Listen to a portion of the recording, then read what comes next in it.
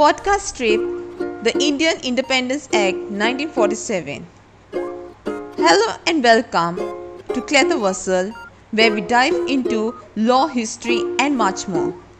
Today, we are exploring a significant moment in India's history, the passing of Indian Independence Act of 1947, which laid the foundation for India's independence from British rule.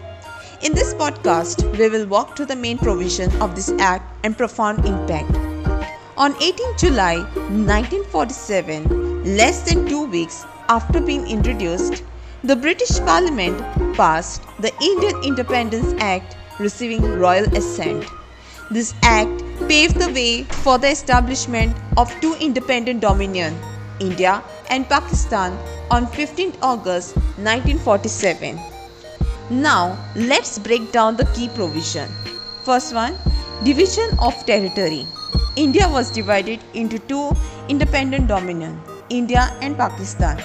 Pakistan included territories like Bengal, West Punjab, Sindh, Balochistan and the northwest frontier provinces, while rest remained the part of India. Second, dominant status. Both India and Pakistan were declared independent dominions, which meant they had self-governing authority while still recognizing British monarch as ceremonial head. Each dominion was to have Governor General appointed by King. Third one, the legislative powers.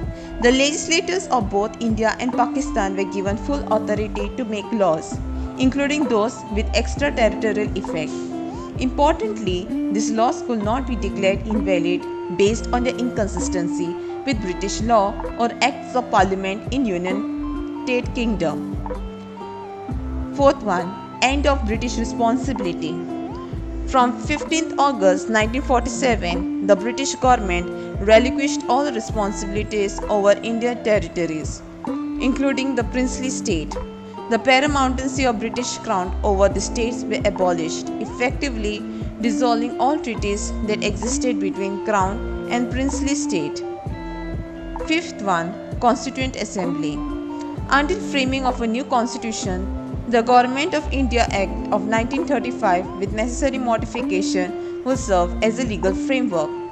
The Constituent Assembly, already elected, was entrusted with draft the Constitution of India.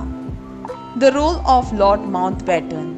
On historic day of 15th August 1947, Lord Mountbatten was sworn in the first Governor General for Free India in a grand ceremony marking the end of 182 years of British colonial rule. The Act also had far-reaching effect on structures of governance, with the Muslim League boycotting the Constituent Assembly. The Assembly convened for the first time on 9th December 1947 and continued to work on drafting the Constitution of India over the next few years.